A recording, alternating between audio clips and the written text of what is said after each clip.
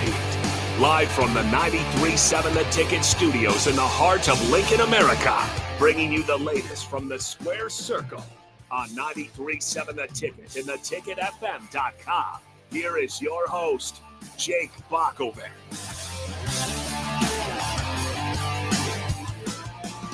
This is Nuclear Heat here on 93.7 The Ticket. Thanks for joining us. I am Jake Bakovic. He is Augie Pena, Nuclear Heat contributor. Augie, thanks for joining me once again. Yeah, always, man. It's a pleasure. It's a fun time to do this and talk some wrestling. Yeah, absolutely. Never a bad time to talk some wrestling. I was talking some wrestling earlier with Adam Carricker on the Adam Carricker on the Ticket Show, and it was fun. It's fun to at any time to just talk about, especially all the storylines that are going on in wrestling today. And that's what we're going to talk about a majority. You know, sometimes we break down Raw and SmackDown, and certainly there was plenty to break down from Money in the Bank. But to leave off, talk about these shows, and then Raw happens. I mean, there's just so much going on that quite frankly, I told you this earlier, I don't want to spend too much time on Sheamus and his battle with Butch, who is now Pete Dunne. And now that I brought it up, I'll go on and on because I love Sheamus. But that's the problem is, I want to keep it focused on some of the storylines that are going on, because WWE is red hot right now, which is interesting because they were that way for WrestleMania. Typically, it cools off a little bit. It did, and now it's full go. Really can't miss a show. It doesn't feel like as a WWE fan right now. Yeah, and it's good because, like you said, we had a couple months there where we were like, man, these shows just are hard to watch. And even the SummerSlam, I thought, watching it, I was like, yeah, but then Raw came on, and you're kind of like, all right, they're doing these storylines. They're continuing them. They got slow burners, which have great payoffs. In the end. So yeah, it's a great time, and excited to talk about it here. Well, I've got so many different segments that we're breaking down here. One that I don't think should take up too much of our time, but maybe should, because I see a Nebraska shirt on. We're in Nebraska, and always football is on top of the mind in Nebraska. But Joe Tessitore is set to join the WWE booth. He's a ESPN broadcaster, obviously. And if you like college football, you know him because he calls so many great games. He's kind of had this thing a couple years ago where he just happened to land really great games. And sometimes he wasn't the top broadcaster, I suppose, on the network. So he'd get like Florida and Ole Miss on ESPN2, and just every one of his games would turn into, really good ones. And he's just an excitable caller. So I can't wait to see what he does going into wrestling. These things don't always transition well, but sometimes they do. I mean, Pat McAfee, maybe, I don't know this at all, but you would think might be some of the reason why a guy like Joe Tessitore is thinking, hey, you know what? I watch wrestling, and I'm a broadcaster. I don't know if he watches it, but you know what I'm saying? Like, maybe that could be something I could do as well. And basically it is. It's not, he's still going to do his ESPN college football stuff and the other sports that he does as well. And I'm just so excited for Joe Tessitore to the WWE. It's like something that's just wired differently, I suppose, in my head, right? Like in a different lane. And now that they're crossing college football in the WWE with Joe Tessitore, I'm like, this is awesome. Yeah, he's got a great voice. It's very memorable. And I've noticed over the past year and a half, ESPN has really been covering more of the WWE. So this kind of makes sense, bringing another guy. And I think he's going to do a phenomenal job, once they put him on the TV. Can you imagine just Joe Tessitore and Pat McAfee, calling a Raw or a premium live event? That's going to be phenomenal. I'm excited as well. Yeah, it's interesting to see where it goes. I mean, Michael Cole has been a staple of kind of the main man out there. I mean, you've had some different ones recently that I think, like Corey Graves. I like him. He does well. Wade Barrett's good, but there's only so many spots. I mean, if Joe Tessitore, an outside, legit play-by-play broadcaster, comes in, it's specifically interesting to me to see if he can catch on and maybe always kind of help Michael Cole out, because Michael Cole has to do a lot over the years, and he's great at doing it, and I think he deserves a lot of credit as well. But here we are talking about the broadcasters, which maybe excites me as a broadcaster, but maybe not so much your typical fan. But I do think it's going to be interesting and a dynamic to see how that goes. And also shout out to Booker T at NXT, because I always liked him when he was on the Raw booth. But like I said, limited spots, so people get moved around. Let's jump into several different storylines here. We'll get into Money in the Bank, but a big part of Money in the Bank in Toronto was John Cena showing up and basically announcing a retirement tour that they are not specific at all. They couldn't have done a worse job at communicating how they were doing it, but he named off plenty of pay-per-views, premium live events that like a Money in the Bank, even mentioned WrestleMania. Didn't necessarily say WrestleMania would be his last match, but that would certainly make sense.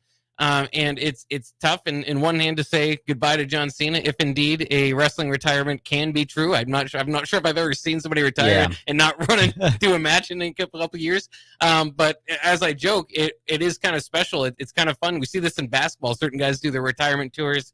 And now we're kind of seeing it in WWE, where it makes sense to kind of pick up on, okay, everybody knows the levity of this. This is one of the greatest of all time, and you could argue the greatest of all time in John Cena, and his last time at each one of these events. So it's just it's awesome. Like when I say wrestling is really cool right now, it's just like a couple of years ago, if I would have told you John Cena's retirement tour, CM Punk's in the WWE, and just the stuff that's being allowed to go on in the Judgment Day. Yeah, it's wild. There's just a lot of stuff that's going on, and wrestling is interesting. Yeah, and man, our childhood is really coming to an end, isn't it? Because John Cena was one of the guys that carried it from the early 2000s, pretty much until 2020, when he kind of went full Hollywood there. And then if you watch the after the post show for Money in the Bank, he did announce that he's going to go, I think, until December of 2025.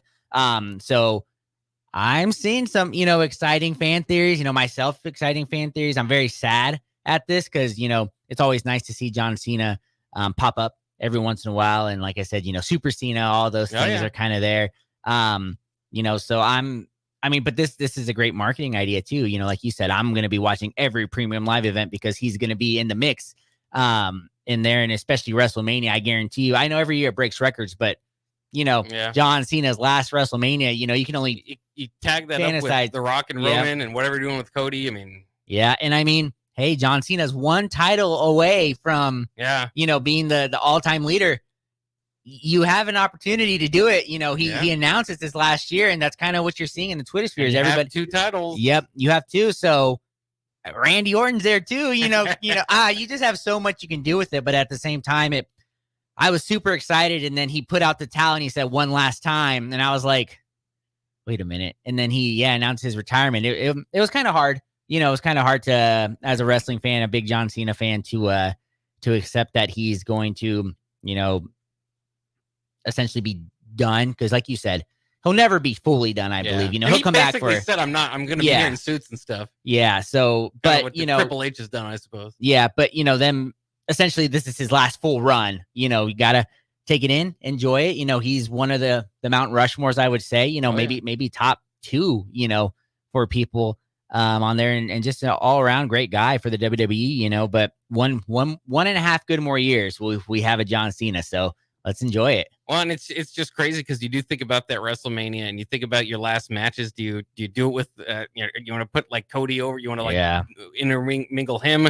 Do you want to get Randy Orton, who probably at some point in the next year and a half should face both Cody and John Cena before it's all done because of those rivalries that are intertwined there? There's just so much that they can do. CM Punk already, kind of said, I'd like to lace him up with you one more time. And that's something that I think a lot of people would want to see. And just how you bring him in, how you do it all. Again, this is the perfect fantasy booking opportunity for anybody because, like you said, at the end also is, does he go over Ric Flair, who he's currently tied with, and get the most championships belts in WWE, in wrestling history as far as they acknowledge it.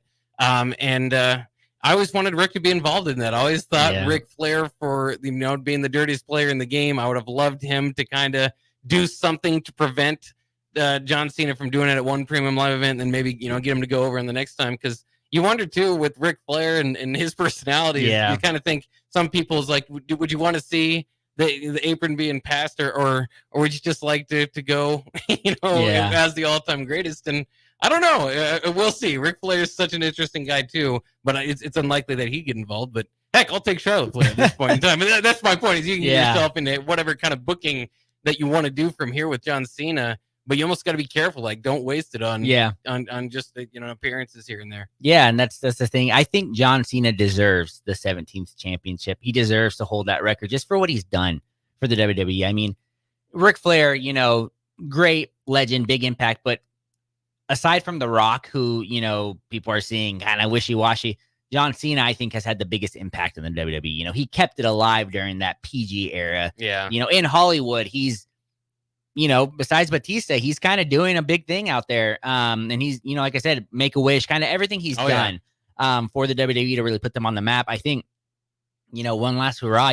Even if it's the dumbest, he has a title reign for 5 minutes, and does a Cena Open challenge or something like that. I think you just got to give him that record, because that's a record that, aside from Randy, nobody currently is close to getting to it, and that'd be special to give it to a guy that's just done so much for the company. And you just think about too. I mean, obviously there's also the question: Cena heel turn? Can you get one before the career finally ends? Doctor of Thugonomics, how many appearances is he's going to make as a throwback?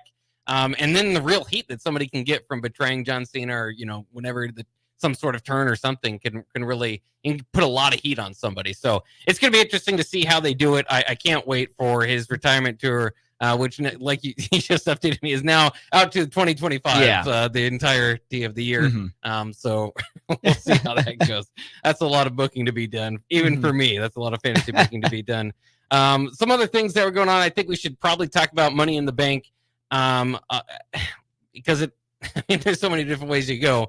But I think just talking about the matches separately, the men's Money in the Bank, a lot of really good spots. I think some really cool stuff going on. The ladder shot to Jey Uso from Drew McIntyre is what kind of finishes it up. And Drew McIntyre goes up and gets the Money in the Bank. Chad Gable had a crazy spot where he's hanging up at the top and then belly flops for no reason down to the ground and just jumped right back up. I think major props to Chad Gable for doing that. And so there was a lot of spots here, but Drew McIntyre ultimately given Money in the Bank, which we can also just incorporate. He used to cash in later that night and was kind of part of the Damian Priest Seth Rollins match, as both of them were looking in the back the whole time. He does ultimately cash in. CM Punk comes up and beats him up.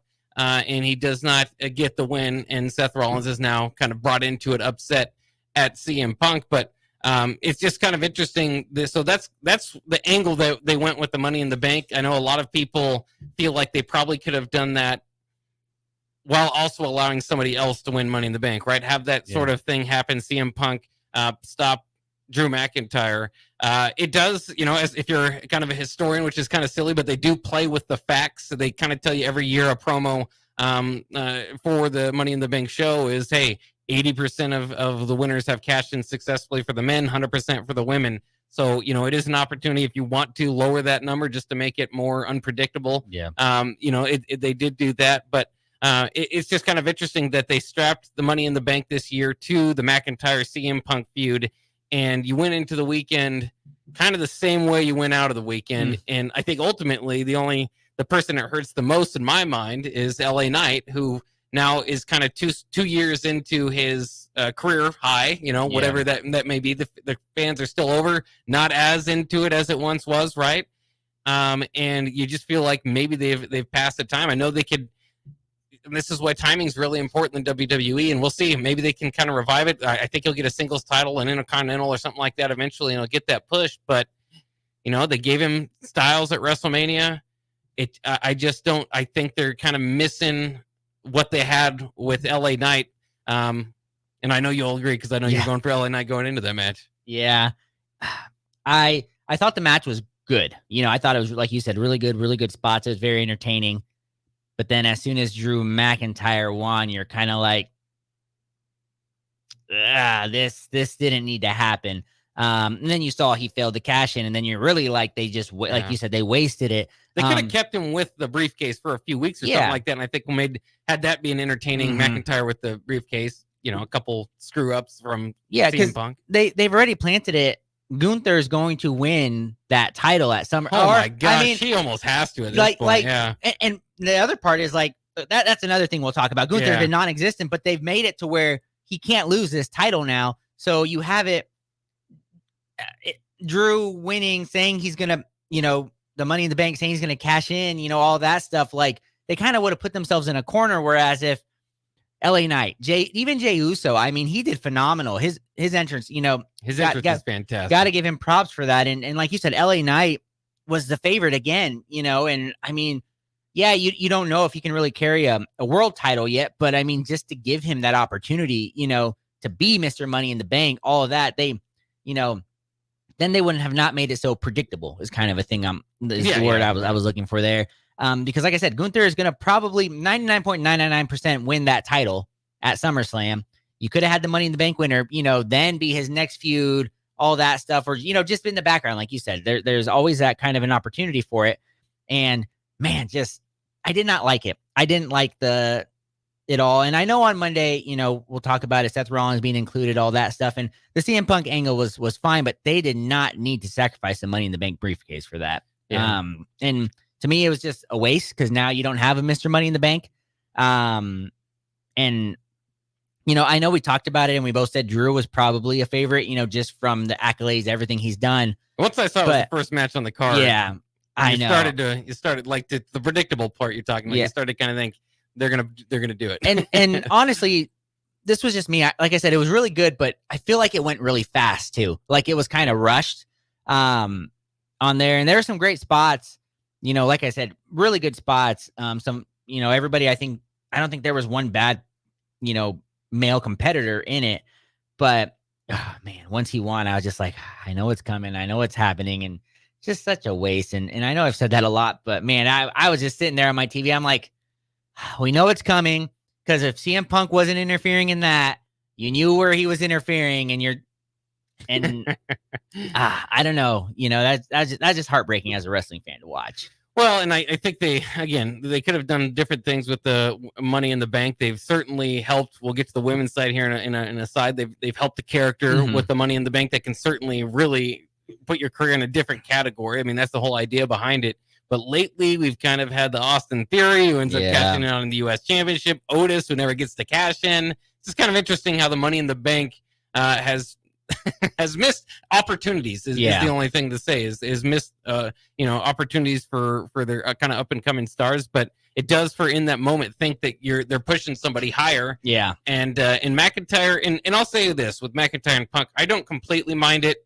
It was a little bit predictable. I don't think it adds a whole lot more heat, but it does kind of mainstream their feud a little bit more. Like it will be a memorable one when I look back on Money in the Bank, kind of think, oh yeah, that was because it's CM Punk's first feud. So like I get it. I think it was a little paint by the numbers, right? And so there's that, but I think it is one of their hottest feuds right now. Yeah. So why not use a premium live event to show that off? Yeah, but it's probably the hottest feud. You don't need to sacrifice the Money in the Bank for that. That's kind of the thing, is you didn't need to. I think you're the one that said it. You didn't need to put more gasoline on something that's, a flame like that. They had other ways to do it. I mean, this was kind of just a way to bring Seth Rollins in. But then when you look at it, Seth Rollins isn't really in this feud as much because, what he says on Raw, he's going to wait, maybe till after, or maybe interrupt it. I don't know, but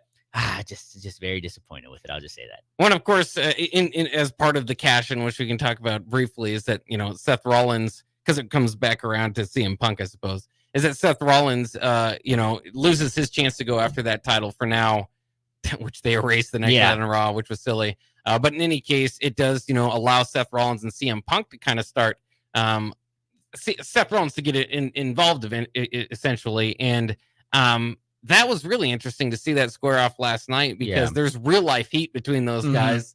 Seth Rollins wasn't all that complimentary of CM Punk after he left WWE and was in another company, as they say.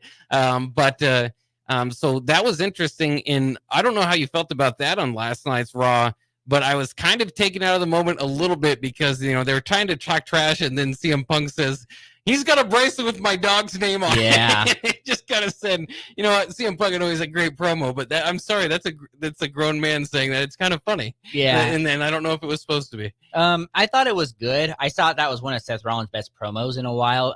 You can tell they really don't like each other. Like when CM Punk was saying, I apologize. Then he's like, but then I remember it's you, so I really can't be sorry, and things like that. I love when they do real life, like, there's real life distaste, and they just like, all right, we're going to use it. And everybody's professional about it, but I say it was great, but at the same time, it was very hypocritical because a lot of what Seth Rollins is kind of throwing at CM Punk, you can kind of be like, Seth, that applies to you too, saying that the world revolves around him, all that stuff. It is funny because, when you think of it, he's like, he's got a bracelet with my wife's name and my dog's on it. He's like pretty much saying, how would you feel, if you had your daughters, something of your daughters, and I'm a dog guy. I'm a dog dad. You know, I have 3 dogs. I understand that. But even I was like, come on, man. Well, I have a dog too, but they even mentioned children later, which is, kind of taking it up a step. But that's kind of the point is, I love my dog too. I have a dog and I couldn't love him anymore, but it's just not as serious as, children. Yeah. I don't know how to say it. Yeah. Well, yeah. Cause CM Punk's like, your daughter Rue, who's Seth Rollins and Becky Lynch's daughter. Yeah. And then Seth is like, and CM Punk's like, yeah, you don't like it, huh? Yeah. And I am sitting there, I'm like looking at my dogs. I'm like, I love you guys, but that was kind of corny. That was something else there. It was just the expectation of a real life distaste to them arguing about it, and the dog was involved. It was just gonna I was imagining this differently. It is funny, but CM Punk is one of the best on the mic though. Just his promos, what he does since coming back, it's been amazing. They brought Seth back into it. We'll kind of see what it turns into.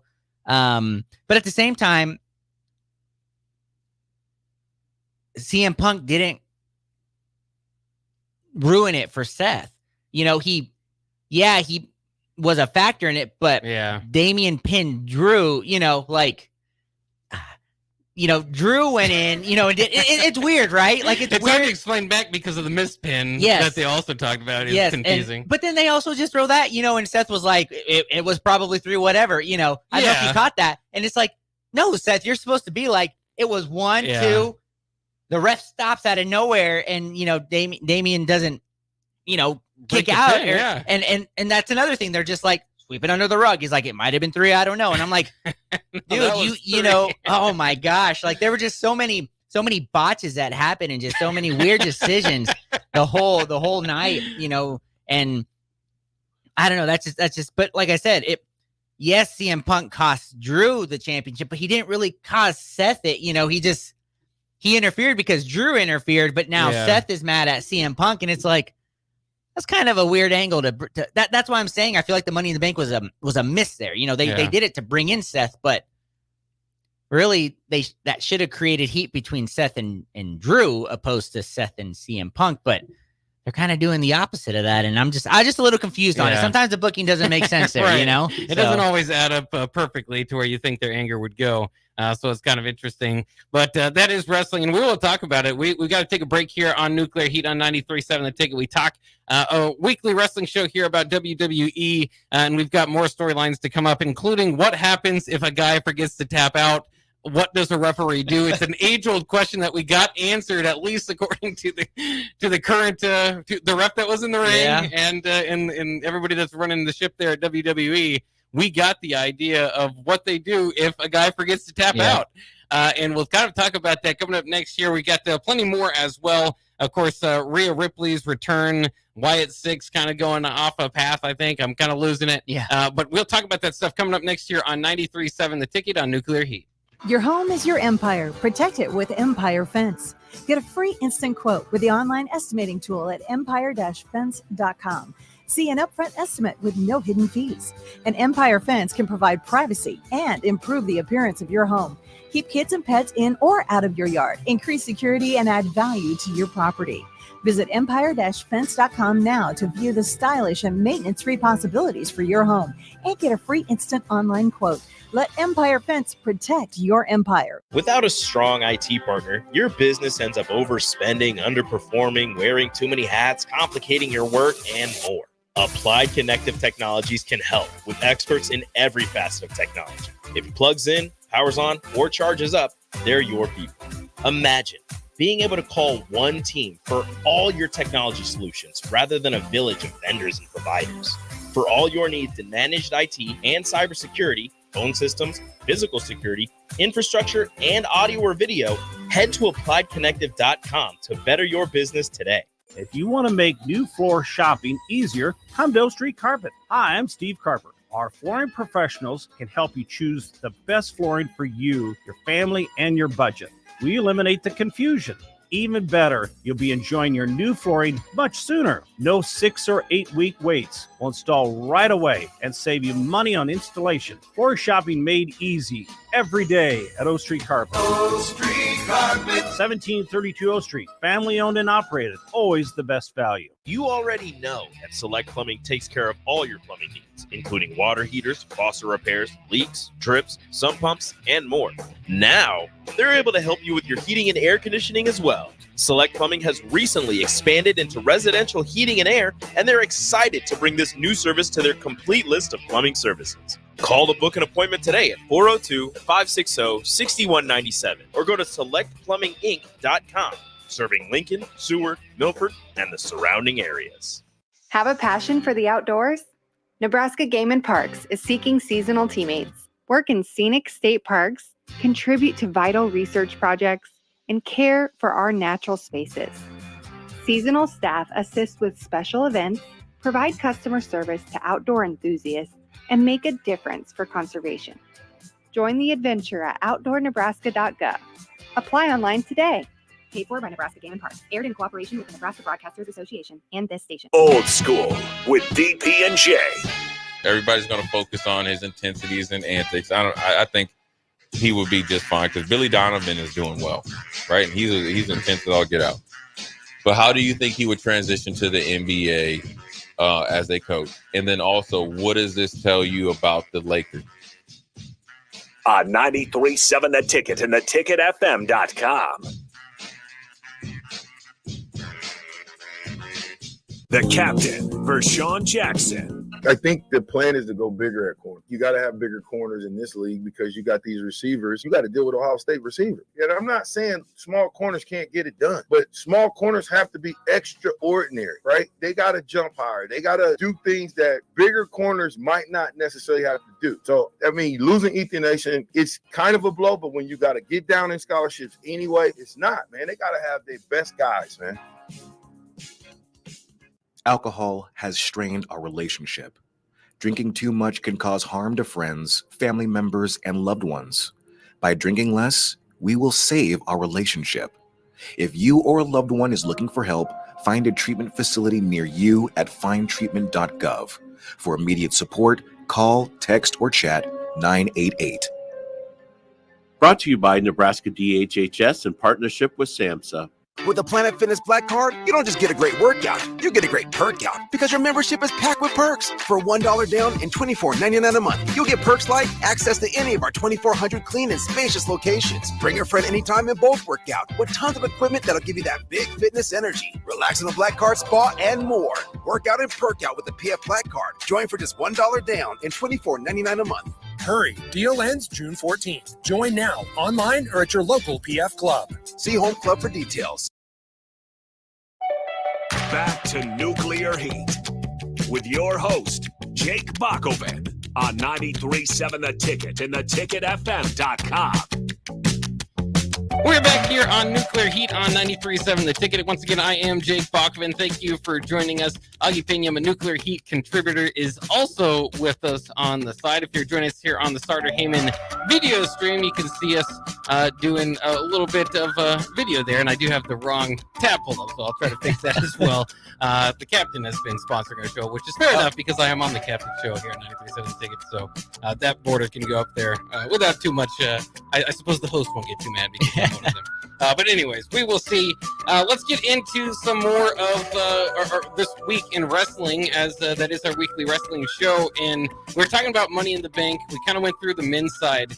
Let's go through the women's side because you and I have both been big fans of Tiffany Stratton, and they did it. They gave her the Money in the Bank on the women's side, and it's Tiffy time now for everybody. Kind of interesting. I saw her promo in the back with Trish Stratus afterwards, and it does kind of remind you, you know, this is a process. I don't know if she's completely comfortable, you know, doing that sort of stuff. And she's pretty green altogether as a wrestler, you know, kind of as the business. But as far as the in-ring stuff, she's great.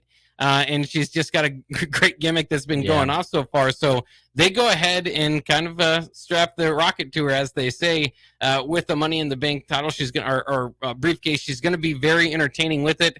And also, for what it's worth, a lot of great, you know, Io Sky. I mean, a lot of great spots in this match, to include Chelsea Green. Basically, the way that they choreographed this thing is a lot of this match was about Chelsea Green from being scared of heights at the beginning and kind of the whole thing, which I really enjoy whenever you really give a character something like that. It's real, it's a really professional wrestling, like a written show there out in front of you. And it ends with Chelsea Green taking one of the bigger spots that we've seen in a women's Money in the Bank, ladder match, falling off the ladders and onto the tables. And so it's just fascinating. And now Tiffany Stratton too. We will see, because she has been kind of palling around with the Queen of the Ring, and so now you've kind of got two different opportunities, I suppose, in one. I don't know if they're a group yet, but they're kind of hanging out together. Yeah, and this was my match of the night for sure. I was surprised this wasn't the main event, being the Money in the Bank briefcase. Could have done that. I mean, you could have, and they were great. I say the only black spot was maybe Zoe Stark. I thought she cracked her head open on that spot. Quite a spot there with the EOS guy. Yeah. That was scary. Like when I watched it, being a guy who suffered from a lot of concussions in my life, that hurt. But the fact she kept going, they sacrificed their bodies. EOS guy just selling it like crazy. And then Chelsea doing the what's her move called? The EOS guy. What's her move called? It's gonna bug me. But she did her move to it, which was pretty impressive. And Zoe after that still took a bump. She took the thing onto another ladder. But yeah, it was a great match. Like I said, it stole the show. Tiffany Stratton, I think, was the right pick here. I think she was our pick for both of them. Yeah. For both of us here. But man, for a second they teased Chelsea Green winning it. Because they only showed the top and Chelsea was up there doing it. And then you remember they set up the tables and nobody went through them. So, as a pro wrestling fan here, I was like, somebody's got to go through it and nobody has. But I was very happy the moment that Chelsea Green and Tiffany Stratton up there. You didn't know the match was going to end, but you did kind of feel like, okay, these are the two that I would book. Yeah. And I'm glad that they kind of made that match about them too, because, there is a way of going over without winning, right? Yeah. And Chelsea Green's character basically has to do that every week because they don't allow her to win so much, but she's just so entertaining.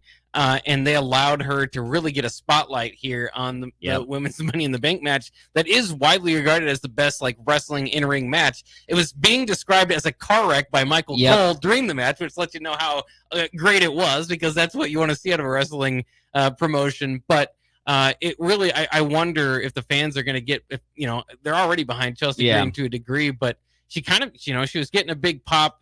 And I just can't wait to see. It was like they acknowledged, I suppose, the Chelsea Green fans out there. They're going, it's right in front of you. You've got something there, and they used it while also making the right move, I think, ultimately. And because I think there's, I don't want to say a ceiling to Chelsea Green, but because she's really good in the ring. They can make her win a lot of matches. But it's just where Tiffany Stratton is. It's just like. It's like the opposite, like what we're talking about with LA Knight. It's just at that time in his career where this would be great. This is right. This is a good move for Tiffany Stratton. Yeah. And with Chelsea Green, man, if she just wasn't afraid of heights, she would have won it. She had so many opportunities. I thought that was great. Like you said, but man, Tiffany's going to go to the moon with this. I think, they don't have to rush it with her, have her, as you said, she's now with, your girl, Nia Jax on there, the Queen of the Ring. You got Queen of the Ring, Miss Money in the Bank. Like you said, I think they're pretty much a tag team. They've been hanging around and all that stuff. Make it a slow burn, but at the same time, we talked about it. Where was Bayley? Bayley. None of the women's championships were defended on this show. Liv Morgan's kind of tied up in a different. Yeah, Bayley's just Bayley has no direction. Yeah, she has no direction really right now. And people, us included, we've said this has been a dud of a reign for her because there's really been nothing. And now you have, someone on fire with all this, with the fans behind them, with that briefcase, SummerSlam, you just have so many. Oh yeah. She can hold it for a long time. Yeah. Cause I think Nia Jax right now has the match with Bayley, right? Yes, at SummerSlam. Yep. Hey, with whoever is the champion. Yeah. We'll say that. Cause eventually you could have them turn on each other. Yeah. That's what I was going to say. You have, Nia could win it. And then Tiffany's like, I'm gonna, cash in here. I mean, you can go the storyline here, but great decision there. Great match. I would say that was probably one of the best women's Money in the Bank matches I've seen. They really just dedicated it. They put their bodies on the line. I love it. I think it was Corey Grave when Zoe Stark took the bump. He was like, she's dead. It's like Zoe Stark's dead. And you're just like, oh, that was a great time. Yeah, it was a really good match. And again, Tiffany Stratton now inherits the briefcase, the magical briefcase for women, which has every Money in the Bank winner has gone on to be champion. Yep. It's as much as I've been praying for Tiffany Stratton to be the champion because I think she's great and I want her to be the next best thing. So it's one thing to say it, it's another thing to do it. So we'll see where where this goes. And it's very interesting because she's also, I think, technically a heel, but kind of just heelish. She's not really one way or the other too much. She kind of feuds with some of the good guys once in a while, but I wonder what you do is at some point maybe kind of what we're seeing with Rhea Ripley is give her the heel character that eventually turns into the face champion, kind of what they did with Bayley, I suppose, there as well. I mean, so you can see a lot of different directions with that one, where it's going. Who knows? But it's intriguing. We'll kind of see what they do next with that. Of course, a few other things to talk about. You mentioned terrible title reigns, and I've got to bring Damian Priest up because let's get into what was Seth Rollins taking on Damian Priest. And of course, the deal with this match, if Damian Priest loses, he's out of Judgment Day. If Seth Rollins loses, he doesn't get another chance at the title as long as Damian Priest has it. And so it makes they put a lot into the storyline, makes a lot for the match.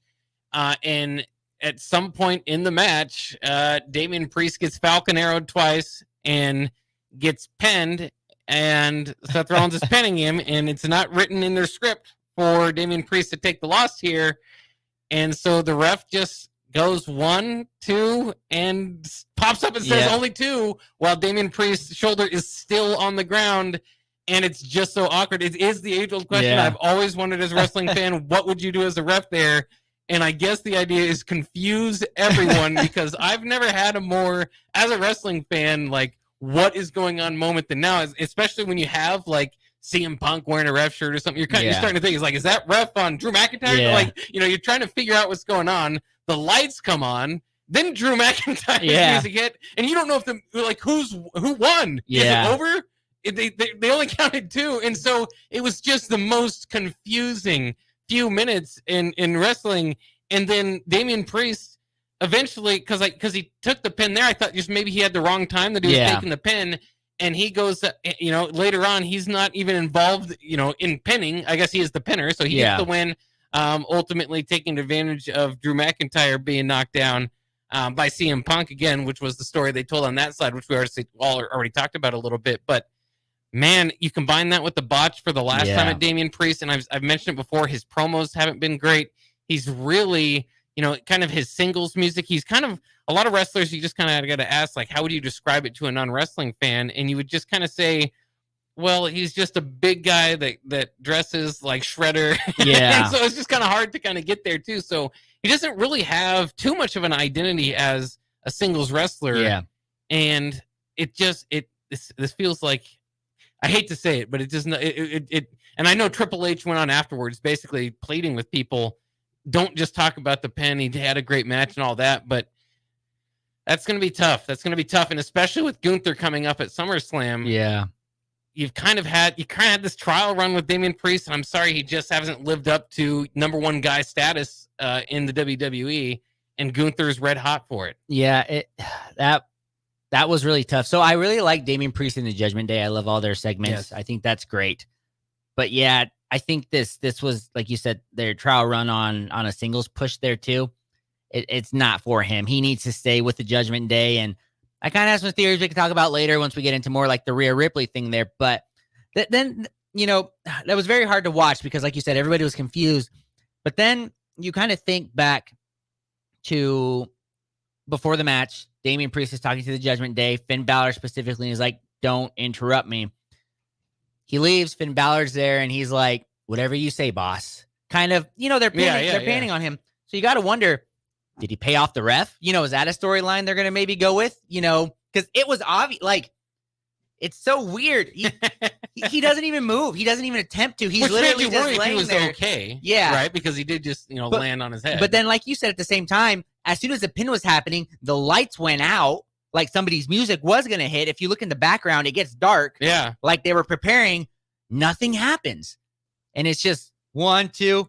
It was 2. And Seth is like, everybody's like, what? What's going on? It's like, yeah, but he didn't. Yeah. And like you said, Then the very next thing is Damien's music hit or Drew's, and then Damien kind of rolls out of the ring, and they're like, okay, this is now Visibly a match. upset. Yeah. Yeah. They're like, this is now a match, and you're thinking, okay, did Seth just win, and it's now Seth versus, and then Damien comes back in and wins it, and after everything, and yeah, it's just super confusing, and I thought it was a really good match coming up, and they were doing great, in the middle of the match, Damien and Seth were all looking at, we're all looking back, and I think even one time Seth, when Damien was down, was like, all right, just come out, Drew. He's like, just come out now. We know you're going to do it.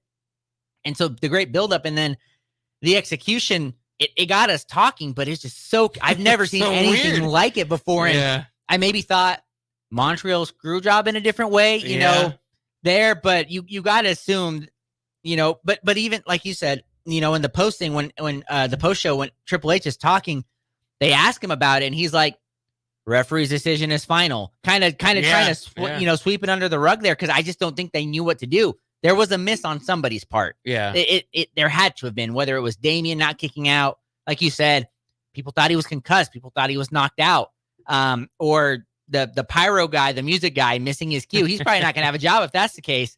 But like I said, it was solid, but that just ruined everything. I feel like everybody was just kind of bummed that that's how it ended on that note. When they just put so much on it. There's already a championship on it, but whether you're in the Judgment Day or not, I mean, there's a lot to look back on that spot. And Seth Rollins thing now is just like, man, if there's a worse place to make a mistake, it's hard to find, because they put extra emphasis on who's going to win that match, more so than they do even normal championship matches. So just the most crazy few minutes of I don't know what's happening in wrestling, which again can be good, and I overall I guess I enjoyed the experience, but we'll see, because I just don't feel like it particularly as shown Damian Priest in a good light in his attempts, I suppose, to win over the WWE higher ups, that he's the right man, because they've got him penciled in with Gunther, and I don't know, WWE is allowed to make decisions, change their idea, as it goes along, and so we'll see, but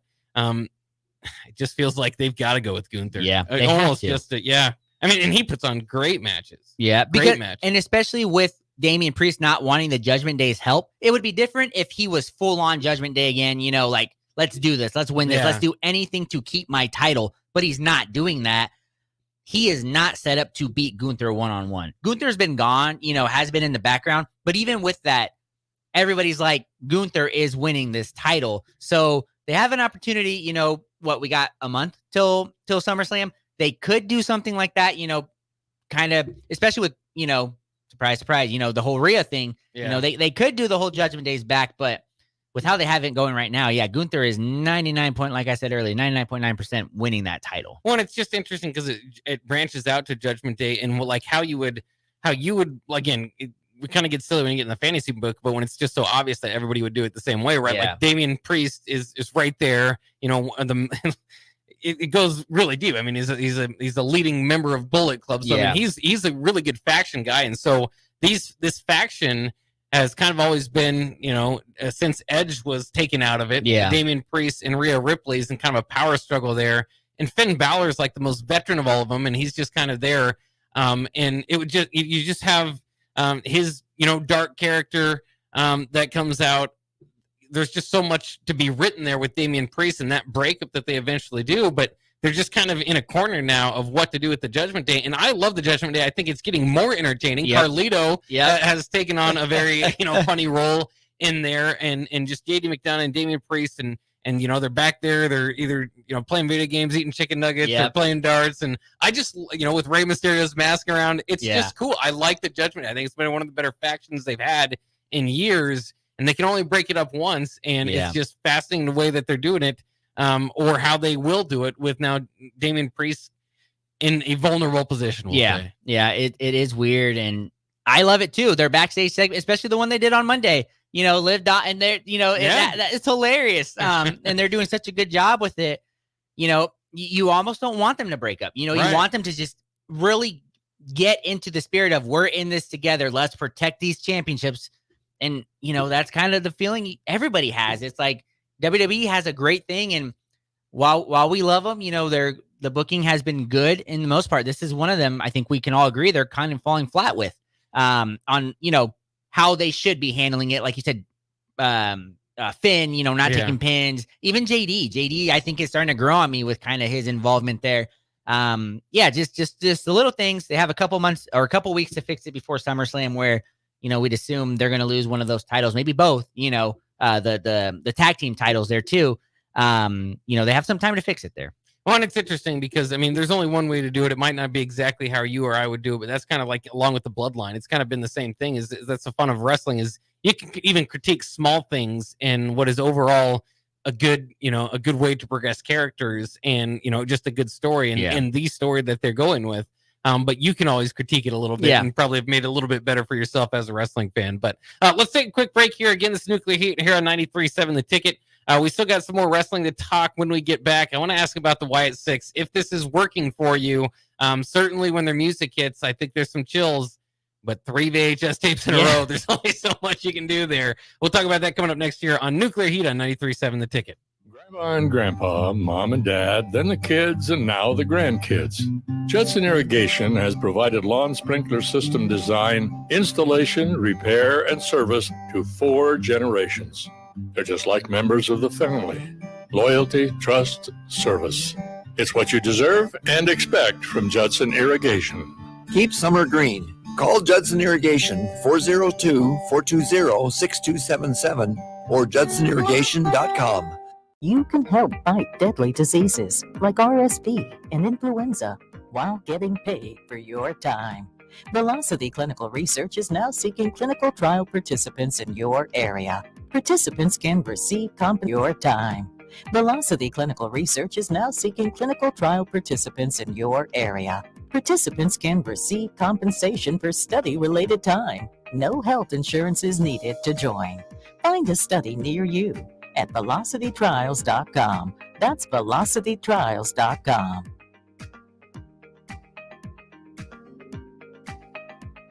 Are you looking to get into the electrical construction industry or wanting a new scene? The electrical workers of Local Union 265 are now hiring licensed journeymen and apprentices and are offering great pay and benefits. Call Mike at 402-875-1034 to apply. Start your electrical career today. If you're a homeowner or a business owner, you have a lot of projects, and no one has an unlimited budget or time. Sunbelt Rentals makes all jobs less stressful with no need to purchase large equipment or hire a crew. You can do it yourself with rentals and everything from aerators and power rakes for spring yard work to stump grinders, concrete mixers, tile saws, and more. Check out their inventory in Lincoln, north of Cornhusker Highway on 56th Street, or online at sunbeltrentals.com. Okay, it's time to sell the house. How do we even begin to choose from the hundreds of realtors in town? Easy. We make a pros list. You mean a pros and cons list? No, just a pros list. We need someone with pro photography to showcase the house in the best possible way, pro marketing to make sure we get maximum exposure, pro negotiations so we know we get the best price. This is one of those times where you already know the right answer, isn't it? You know it is. Ben Bleicher and Professional Realty Group. Contact Ben Bleicher and the team at Professional Realty Group of Berkshire Hathaway's Home Services Ambassador. Online at prg-ne.com.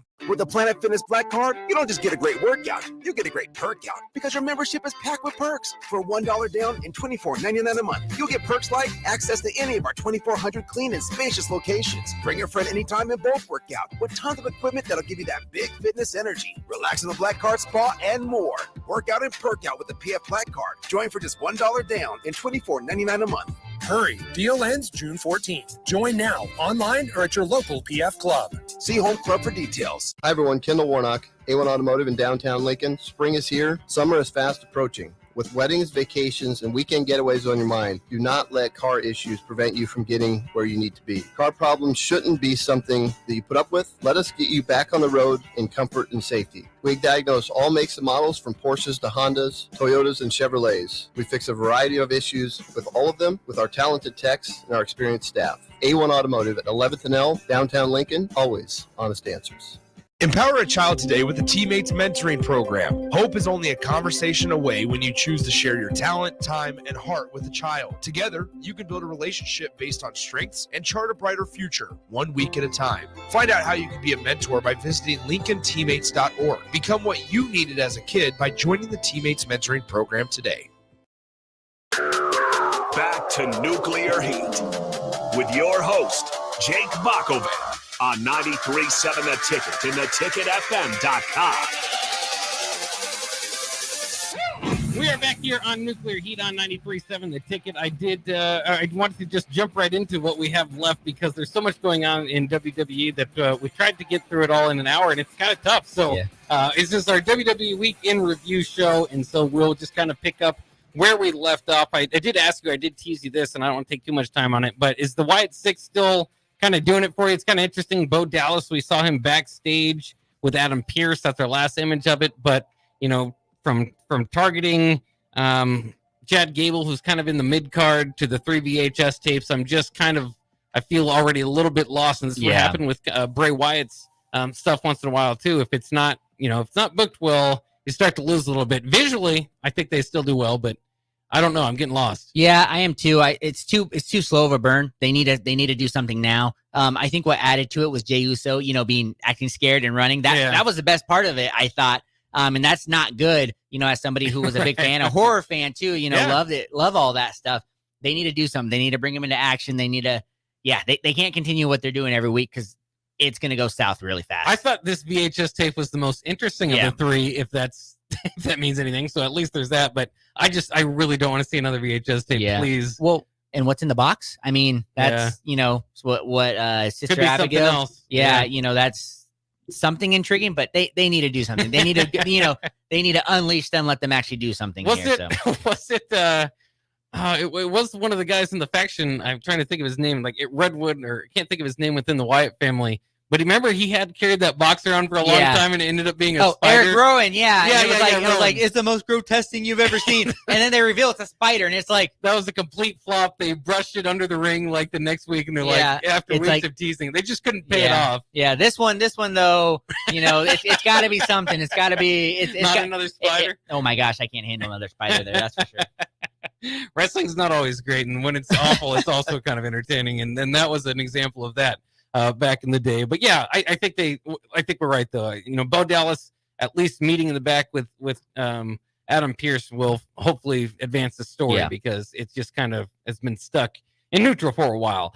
Real quick too, one of the main event of Money in the Bank this past week was Cody and the Good Guys, as I describe it. Cody KO and Randy Orton against the Bad Guys, the Bloodline, to be included. And of course, a lot went down in this match. And there's a lot to break, kind of pick apart, because I think Jacob Fatu already looks a better and more monstrous wrestler than Solo Sikoa. Yep. And so again, we've talked for as long as we have about how Solo Sikoa was not protected leading up into his rise here. But ultimately they allow him to pin Cody Rhodes. And if you remember, they did do this to Roman with Jey Uso at one point. I thought that was the bad move too. I don't think it's ever a good idea to have the champion getting taken down, specifically in a tag team match. Yeah, no, I agree. And there were so many botches in this match. It looks so bad. I was bored. This was a boring match to me. I mean, outside of Jacob Fatu, I was not interested in this. I thought, when they took out Paul Heyman, they were kind of building it. They completely flopped. And then there's always a chance for Roman or The Rock to walk in at any time, but it didn't happen. And something like that needed to happen, and it didn't. And you pinned your WWE champion that you built up. He beat Roman. Yep. And he's pinned like that by Solo, and they're trying to build Solo, and it's not working. And the other two guys are not working. It's Jacob. That's it. Jacob is the one you're like, he's good, but this was not the call. I think they pinned Solo so they pinned Cody so that Solo can say he did that when he runs into Roman Reigns. And so it does kind of like storyline. I understand why maybe it needs to happen for the Solo and Roman feud to get better, but it's just, it's hardly believable again, because the push for Solo was preceded with burying him leading up into WrestleMania, and he's never been like, he's kind of the bruiser, but he's never been overly impressive. Poking someone with a thumb doesn't take all that much. I know there's like history to it, and that's why like it looked good when they protected him. I mean, for the longest time in WWE, he just wouldn't get pinned. And then when Cody pinned him, it was like that was a big deal. And now him pinning Cody, I suppose, is a big deal too, but it just feels forced, like the whole kind of Solo thing has been. Yeah, like I said, it's not it's not doing it for me. You know, they had heat for a little bit. They had it going and no Roman return, you know, and then, yes, you know, they need something big to happen here. It can't just be SummerSlam can't just be a solo Cody thing. You know, it can't be Randy KO, you know, it can't be the same thing. They really need to or get if it moving. Is, you know, that The Rock or Roman are showing up. Right. But, you know, like I said, this wasn't a good main event. This kind of ruined it for me a little bit. The Money in the Bank show there, and I hate to say it, I was a little bored with it. It didn't do it for me. All right, we got to go real quick, and I mean real quick here. Sami Zayn ultimately gets the win on Braun Breaker for Braun Breaker's debut. Kind of your classic story of a rookie having to put over a veteran as he gets called up to the main roster, but kind of takes away the monstrous persona, I suppose, of Braun Breaker, who they're experimenting with, still giving him new intros and such. Yeah, and it took it away because it was one haluva kick. Yeah. It wasn't 2, 3, it was one. And then next night on Raw, he destroys Sami Zayn, and you're like, you know, they really miss an opportunity there to really keep building him with if you're going to pin him, it's got to take more than one haluva kick. Yeah, no, I agree. And I think they're going to, you know, bring that into SummerSlam and continue that feud. So I think Breaker will get it eventually. He's just not, we just give up on our Goldberg push because he's not getting a bunch of wins before that. It's he's not, they don't quite see him as Superman. So we'll kind of see there. And then the big news last night as Raw inches closer to Netflix, it inches closer to Netflix in its writing as well, where just the Judgment Day story specifically, obviously Dirty Dom and Liv got very weird. There was how do I say this? Because I want to stay radio friendly. They didn't maybe say television friendly, but there was references, I suppose you could say, to the private areas of both Liv and Ray and Dominic at some point in the showing of all this. But most importantly, as they've kind of told the story of Dominic not being able to pin his father, finally Liv helps him do so. Yeah. And so for at least a brief second, he is finally feeling it and is about to kiss Liv in the middle of the ring, which is what Liv wants all along. And then Rhea Ripley's music hits. And I love it. I get the cliffhanger part of it, but it is the one part in wrestling where it's like, I envisioned this, and that's when her walking down the ramp just gave you goosebumps because you didn't know like what is happening next, and we don't quite get the payoff. We'll have to wait and see. One thing I didn't like necessarily about it is that Liv has been kind of bringing the fight to Rhea this whole time, and so finally, kind of weird that she kind of runs out. Doesn't really make sense with her character that they've been having, but I'm very much intrigued and want to see what the WWE writers think they can get away with this feud, I suppose, or can get away with. I think they can. They're fine. And then 2, you know, what happens with Rhea Ripley, who at the time of her injury was, you know, maybe men's or women's, the top rising star in the business. Yeah, and I thought it was hilarious. Liv just runs away without her title, you know, so that was funny. Yeah. But, you know, they did show a little bit more, you know, search the web, and Dom went for a hug, you know, as Rhea was like, look at me, because he looked ashamed, and she kind of brushed him off and walked away. But yeah, you know, that cliffhanger there. For the second time in his career, some 2 wrestlers are going to be fighting for the custody of Dominic. You know, it happened in the early 2000s with the late Eddie Guerrero and Ray, and now it's going to be, you know, Liv Morgan and Rhea Ripley fighting over him. You know, side note, Damian Priest was happy that Rhea came back too. Yeah. So they're starting to cook there with it a little bit. That's why I was saying, you know, bring him back in the Judgment Day fully, but I loved it. It was a good way to end it.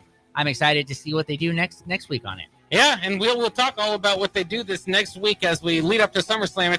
It's only, you know, it's less than a month away, even from the date of Money in the Bank. So we'll see. They're going to be moving quickly. Wrestling's very entertaining right now, and we love to do this show, Nuclear Heat, every week, a WWE Week in Review show. We'll be back next week. Thanks for joining us, and stay tuned to the ticket.